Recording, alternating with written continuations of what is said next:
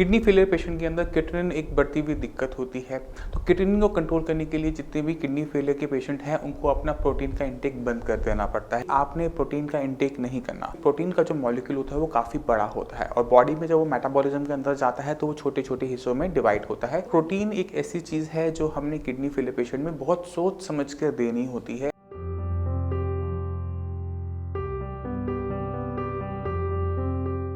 नमस्कार, मेरा नाम है डॉक्टर पुरु धवन और आज इस वीडियो में हम बात करने वाले हैं प्रोटीन के बारे में, क्योंकि प्रोटीन एक बहुत इंपॉर्टेंट चीज़ होती है जो किडनी फेलियर पेशेंट को जिसका बहुत ज़्यादा ध्यान रखना पड़ता है। किडनी फेलियर पेशेंट के अंदर क्रिएटिनिन एक बढ़ती हुई दिक्कत होती है। तो क्रिएटिनिन को कंट्रोल करने के लिए जितने भी किडनी फेलियर के पेशेंट हैं उनको अपना प्रोटीन का इंटेक बंद कर देना पड़ता है, क्योंकि प्रोटीन जितना बॉडी में जाएगा मसल्स में उतना ही ज़्यादा क्रिएटिनिन बनेगा। क्रिएटिनिन जैसे और वेस्ट मेटेरियल को कंट्रोल करने के लिए एक किडनी फेलियर पेशेंट को अपना प्रोटीन पर ध्यान देना चाहिए कि वो कितना प्रोटीन खा रहा है और कौन सा प्रोटीन खा रहा है। तो जितने भी पेशेंट साई संजीवनी में आते हैं अपने किडनी फेलियर का ट्रीटमेंट करने, उनको हम यही एडवाइस करते हैं कि आपने प्रोटीन का इंटेक नहीं करना। प्रोटीन यानी आपका नॉनवेज, एग, मिल्क और मिल्क की बनी हुई आइटम, दूध, दही, छाछ, लस्सी, ये सब चीज़ें बंद करने के साथ साथ आपको दालों पर भी ध्यान देना पड़ता है, क्योंकि दाल भी बहुत ज़्यादा हाई प्रोटीन का सोर्स होती हैं। तो अगर आप दाल हो गए, आपके नॉनवेज हो गया और मिल्क के डेयरी प्रोडक्ट्स हो गए, अगर आप इनको बंद करते हैं तो सबसे बड़ा फ़ायदा बॉडी के अंदर ये होता है कि आपकी बॉडी में क्रिएटिनिन कम बनना शुरू होता है, आपके लेवल स्टेबल होने स्टार्ट हो जाते हैं। मगर प्रोटीन हमारी बॉडी का बिल्डिंग ब्लॉक भी है। अक्सर पेशेंट पूछते हैं अगर हम प्रोटीन नहीं खाएंगे तो हमारी बॉडी कैसे सर्वाइव करेगी, बॉडी कैसे अपना ग्रोथ करेगी। तो आपको इस बात को समझना पड़ेगा कि प्रोटीन का जो मॉलिक्यूल होता है वो काफ़ी बड़ा होता है और बॉडी में जब वो मेटाबॉलिज्म के अंदर जाता है तो वो छोटे छोटे हिस्सों में डिवाइड होता है और बहुत सारा वेस्ट मटेरियल बॉडी के लिए वो बनाता है। हमें ये सब नहीं चाहिए, क्योंकि हमारी किडनी ढंग से काम नहीं कर रही, उसे फिल्टर नहीं कर पा रही। हमें कुछ ऐसा चाहिए जो बॉडी में जाके प्रोटीन में कन्वर्ट हो जाए और बॉडी को किसी टाइप का लॉस ना हो। तो हम पेशेंट को यही एडवाइस करते हैं कि आपने कार्ब्स डाइट लेनी है। कार्ब्स डाइट का मतलब कि आपने जैसे चावल हो गया या गेहूं हो गया या जौ हो गया, उनकी फॉर्म्स लेनी होती है। जैसे गेहूं से क्या बनता है, सूजी बनती है, दलिया बनता है, आटा बनता है, मैदा बनता है। वहीं पर आपका चावल से चावल हो गया, पोहा हो गया, ये वाली फॉर्म अगर आप बॉडी के अंदर लेते हैं तो ये कार्बोहाइड्रेट्स में रिच होती है। कार्बोहाइड्रेट्स बॉडी में क्या होता है कि वो छोटे छोटे मॉलिक्यूल्स होते हैं, बड़े होकर वो प्रोटीन बॉडी बना लेती है और अपने हिसाब से उसको चला लेती है। आपकी बॉडी में किसी भी टाइप की डेफिशिएंसी नहीं होती, किसी टाइप का वेट लॉस नहीं होता। मगर सारी के सारी किडनी फेलियर के पेशेंट इतने खुश नसीब नहीं होते कि उनकी बॉडी मास सही हो। कुछ पेशेंट ऐसे होते हैं जिनका बॉडी मास बहुत ज़्यादा कम होता है, जिनकी बॉडी में सारी हड्डियाँ बाहर निकल रही होती हैं। तो हमें भी लगता है कि हाँ, पेशेंट को कुछ ना कुछ तो प्रोटीन देना ही पड़ेगा, क्योंकि बिना प्रोटीन दिए काम नहीं चलेगा। कभी कभी कुछ पेशेंट्स में ऐसी दिक्कत होती है जहाँ पर प्रोटीन लॉस बहुत ज़्यादा हो रहा होता है, पेशेंट बहुत तेज़ी से अपना वेट लॉस कर रहा होता है। तो पेशेंट की वेट को स्टेबल करने के लिए भी हमें कभी कभार ऐसा प्रोटीन देना पड़ता है जो बॉडी में ईजिली डाइजेस्टेबल हो, जो वेस्ट मटेरियल ना बनाए, क्रिएटिनिन ना बनाए, यूरिया ज़्यादा ना बनाए। तो आपको अपने बचपन में कुछ चीज़ें याद होंगी। हमारे पेरेंट्स जब हम बीमार पड़ते हैं, बुखार आता है, तो हमें क्या कहते हैं? क्या हमें कहते हैं कि अब एग्स खा लो? कभी नहीं कहते। कहते दूध पी लो? वो भी नहीं कहते। हमें क्या कहते हैं? हमें कहते हैं कि आप मूंग की दाल खाओ, मूंग की दाल का पानी पियो, क्योंकि ये बॉडी को एनर्जी बहुत तेज़ी से देता है। ये मूंग की दाल सुनने में बहुत सिंपल सी लगती है, मगर अगर हम जब किडनी फेलियर के पेशेंट्स को, इतने पेशेंट हमारे पास आते हैं, हम उनको देते हैं, तो हमने ये देखा है कि पेशेंट के kidney level, urea level stable रहना शुरू करते हैं और ये बहुत ज़रूरी होता है। तो जब पेशेंट को ज़रूरत होती है तो हम प्रोटीन देते हैं और वो भी मूंग की दाल फॉर्म में ही देते हैं। पेशेंट को एक कटोरी मूंग की दाल वो ले सकता है ऑन अल्टरनेट डे। अगर पेशेंट इतना प्रोटीन लेता है, सही तरीके से लेता है, तो पेशेंट का जो वेट लॉस है वो भी बंद हो जाता है और बॉडी में जो प्रोटीन की रिक्वायरमेंट होती है वो भी पूरी होनी शुरू हो जाती है।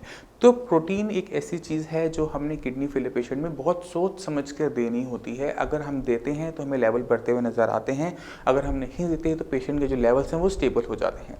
इस चीज़ को समझना बहुत ज़्यादा ज़रूरी हो जाता है कि अगर पेशेंट प्रोटीन इंटेक ज़्यादा करता रहता है, एग ज़्यादा खाएगा, नॉनवेज ज़्यादा खाएगा, तो पेशेंट की जो क्रिएटिनिन लेवल है वो तेज़ी से बढ़ते हैं। तो हमने इस चीज़ को कंट्रोल करना है। अपना प्रोटीन इंटेक तब करना है जब बॉडी को ज़रूरत हो।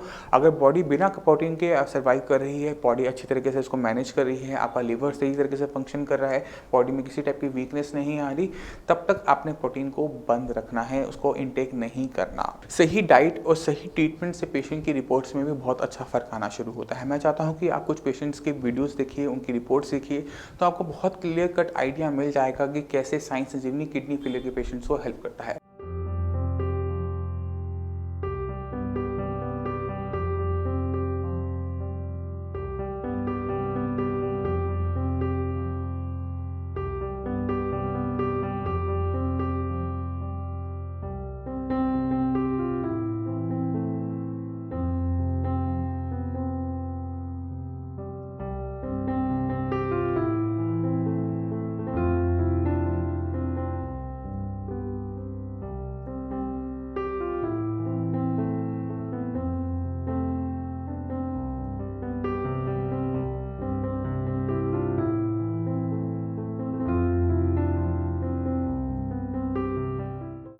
संजीवनी में आए हैं, इन्होंने 1 मंथ का ट्रीटमेंट लिया। 1 मंथ के ट्रीटमेंट के बाद देवेंद्र त्यागी जी आपकी बॉडी में क्या बदलाव आया, आप खुद बताइए। काफ़ी बदलाव आया है मेरी बॉडी में और मैं अच्छा महसूस कर रहा हूँ अपने आप को। 1 महीने पहले क्या आपके लेवल से क्रिएटिनिन के? काफ़ी परेशानियाँ थी मेरे को। क्या परेशानी महसूस कर रहे थे? ब्लड की कमी होती थी और वीकनेस आती थी शरीर में, और भी काफ़ी दिक्कतें थी। यूरिन में प्रॉब्लम थी। यूरिन में क्या दिक्कत है? अब जलन होती है मेरे, तब भी जलन होती थी बट अब कम है, पहले ज़्यादा था। हाँ, तो क्रिएटिनिन के लेवल क्या थे? क्रिएटिनिन काफ़ी आगे था, 6.5 के आसपास था। 6.5 के आसपास जी। था। और यूरिक एसिड यूरिया भी 82 के आसपास था और आपका यूरिक एसिड भी करीब 112 था। 12-13 के जी। आसपास था। तो डॉक्टर्स के पास गए होंगे, तो डॉक्टर्स ने क्या बोला था आपके नेफ्रोलॉजिस्ट ने आपको? अरे उन्होंने ये कहा कि मुझे कि आपको आपकी दोनों ही किडनी काम नहीं कर रही हैं और आपको ट्रांसप्लांट ही कराना पड़ेगा। वो सीधा आपको ट्रांसप्लांट के लिए जी। बोल दिया? उन्होंने कहा अगर आप नहीं सोच रहे हैं तो आप जल्दी सोच लें, वरना आपको किडनी से हाथ धोना पड़ेगा। देवेंद्र त्यागी जी के साथ एक दिक्कत और थी कि उनकी जो लेफ्ट किडनी है वो नॉर्मल केस में नहीं थी। उनकी किडनी एक्टोपिक थी, यानी वो अपनी जगह से हटकर अम्बाइटिस के नीचे, यानी आपकी नाभि के नीचे की तरफ पोजीशन पर लोकेटेड थी। तो ये नॉर्मल केस नहीं था, किडनी फेलियर का। ये ऐसा केस था जहाँ पर किडनी की लोकेशन भी दी गई थी और साथ में किडनी और लीवर के लेवल्स भी बढ़े हुए थे। तो 1 महीने का ट्रीटमेंट आपने साइंस संजीवनी से जी। लिया। तो क्या क्या बदलाव आपने देखे? जी, मेरा क्रेटिन कम हो गया। अब क्या लेवल हो गया? अब क्रेटिन का 0.9 है। 0.9 तो नॉर्मल लेवल होता है। जी, बिल्कुल। 1 मंथ के अंदर आप स्टेज 5 से स्टेज 1 की तरफ आप चलते जी हैं। जी।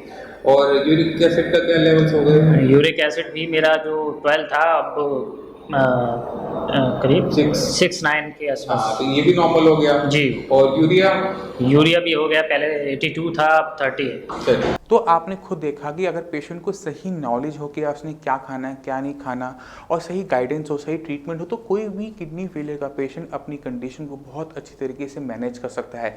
ना सिर्फ क्रिएटिनिन लेवल डाउन होता है, यूरिया लेवल डाउन होता है, बल्कि बॉडी में जो सिम्टम आ रहे होते हैं वो भी डिसिपियर होने शुरू हो जाते हैं, बॉडी में एनर्जी आनी स्टार्ट हो जाती है और पेशेंट डायलिसिस और ट्रांसप्लांट जैसी चीज़ों से बच जाता है।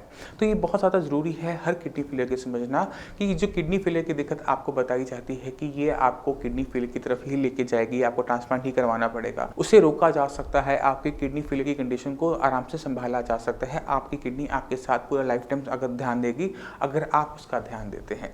तो हमें अपनी किडनी पे ध्यान देना है, किडनी को सही करना है, किडनी की फंक्शनिंग को सुधारना है, और इसमें मदद करता है आपके साइंस संजीवनी। अगर आपके माइंड में कोई भी डाउट हो, कुछ भी पूछना चाहते हो किडनी फेलियर के बारे में, तो नीचे दिए हुए नंबर पर कॉल करके साइंस संजीवनी के डॉक्टर से आप फ्री ऑफ कॉस्ट कंसल्टेशन ले सकते हैं। आप अपॉइंटमेंट लेकर मुझसे भी आकर मिल सकते हैं। अब इसी के साथ आप सभी से चलने के आगे चाहूँगा। मिलते हैं अगली वीडियो में, तब तक के लिए धन्यवाद।